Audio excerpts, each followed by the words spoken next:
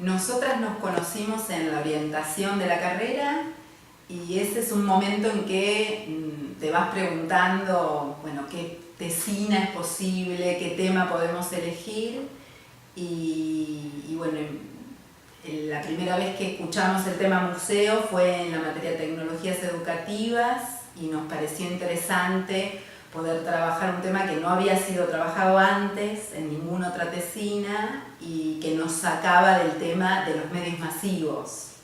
Vino de la mano el tema de Marta Libedinsky y me parece que en algún sentido nos lo vendió como una cosa muy atractiva. Empezamos allí a ir a algunos encuentros sobre museos, sobre todo lo organizado por el Banco Provincia, a conocer a algunos especialistas en museos, y nos parecía que era muy interesante desde nuestra formación preguntarnos qué pasa con la comunicación cuando en realidad el cuerpo tiene que estar presente en una institución tan antigua como los museos y a su vez tan necesaria de renovar como en los museos, por lo menos en el momento en que nosotras hicimos la tesina.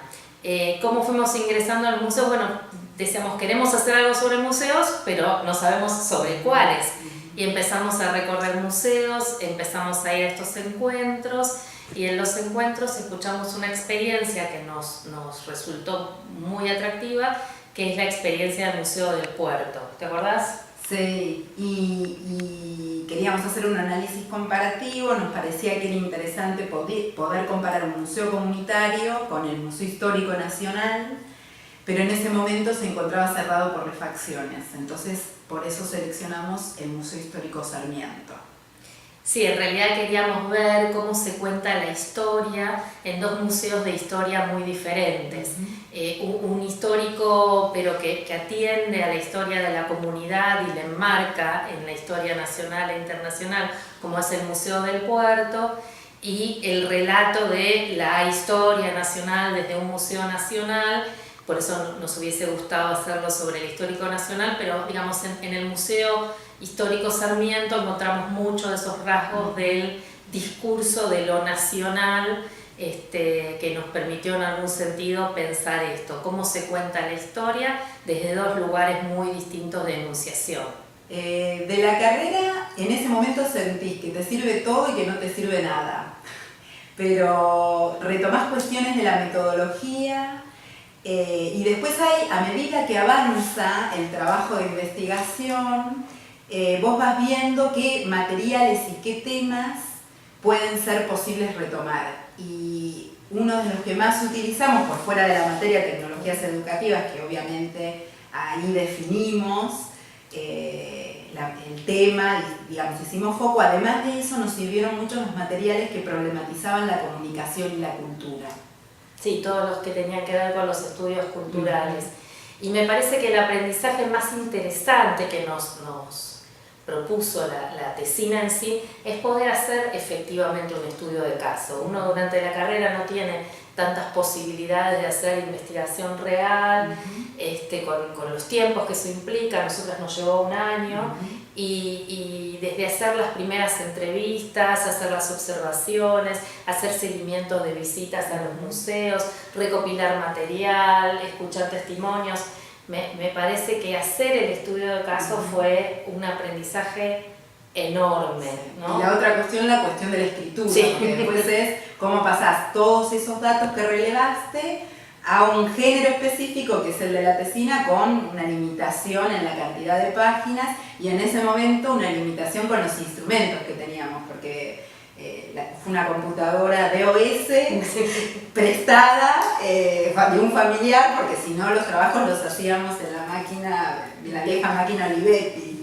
Y además la escritura a cuatro manos, ¿no? Es decir, en el sentido de una escritura que nosotras encaramos de a dos porque la envergadura del trabajo así lo merecía. Y eso también tuvo muchas instancias de negociación y de volver a reordenar el trabajo.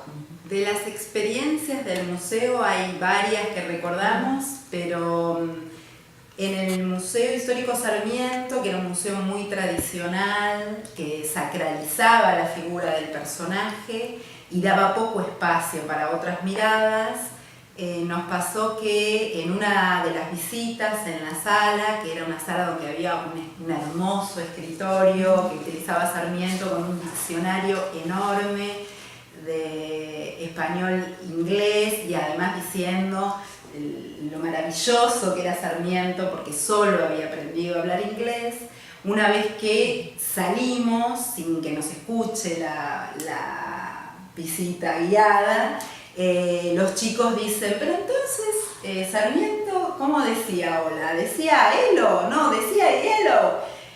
Bueno, y esa experiencia, ese modo de reírse y de poder pensar algo material, concreto, de cómo habrá hablado Sarmiento, cómo habrá aprendido, que lo hacía más humano, podía aparecer, pero desde la recepción. O sea, desde esto que los mismos alumnos retomaban y podían discutir. En cambio, desde la apuesta del museo permanente y desde la propuesta de la visita guiada, estas cuestiones nunca aparecían. Sí, excepto quizás yo pensaba en el espacio de las muestras temporarias, que por ejemplo una muestra específica sobre el humor satírico de la publicación El Mosquito respecto de Sarmiento, y entonces allí sí aparecía un Sarmiento satirizado, ironizado, y en ese sentido esta publicación de política y humor tiene que ver con esa muestra temporal. Entonces parece que el humor, la ironía sobre el héroe, ¿no? Sobre el héroe nacional solo podía darse por temporadas, digamos, ¿no? En la muestra general no. En cambio el Museo Comunitario del Puerto tenía mayor centralidad lo que era la actividad que uno podría decir cultural, ¿no? Lo cultural, la actividad humana en presencia era lo museable, ¿no? Y desde allí la centralidad que tenía la cocina y los domingos que se reunían los vecinos a cocinar aquellas cosas que sabían hacer de acuerdo a su comunidad. Justamente lo que se ponía en valor era lo que las personas que asistían al museo generaban en ese mismo acto. Y era imposible mostrar esto solo con un objeto. Era como si en el Sarmiento pusieran en valor esto que decían los alumnos, en lugar de mostrar el gran diccionario de Sarmiento. Y algunos materiales también tenían esta impronta. Digamos, en general son materiales donde también se muestra esos relatos que no aparecen en otros lugares, como los relatos de la cocina, el festín, digamos, esos relatos orales que suelen perderse en el tiempo, que no son registrados, no son escuchados, o el álbum de figuritas también, que es a los 10 años, digamos, esos formatos que ya son populares. Llenás un álbum de figuritas con las distintas muestras que se hicieron en esos 10 años. Bueno, la elección de la reina, la religiosidad popular, digo, formatos y relatos que no suelen aparecer en el relato de los museos nacionales, en el museo comunitario, son propuestos. Tienen un espacio. Tienen un espacio central, ¿no? Es imposible pensarse sin ellos, ¿no? El museo es específicamente eso. Bueno, ¿cómo vemos la tesina hoy?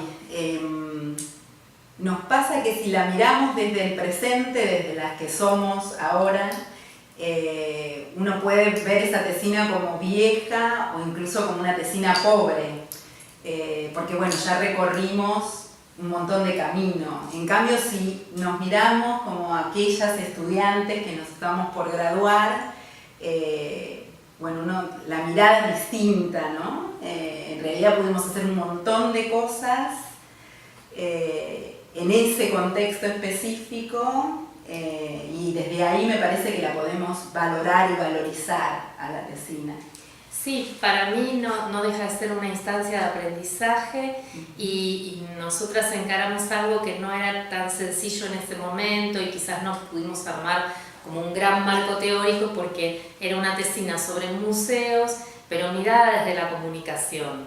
y en ese sentido no había tanto material en el que pudiéramos respaldarnos. Había mucho material sobre educación y museos, algunos estudios de públicos y museos, pero no esta mirada comunicacional que nosotros queríamos darle en el campo de los estudios culturales y la comunicación, y ese tener que armar una mirada, desde además una mirada de estudiante todavía, ¿no? Fue dificultosa. Creo que ese fue para nosotras nuestro mayor aprendizaje, y efectivamente hoy quizás uno escribiría otra cosa, pero parado desde otro lugar, ¿no? Así que bueno, eso.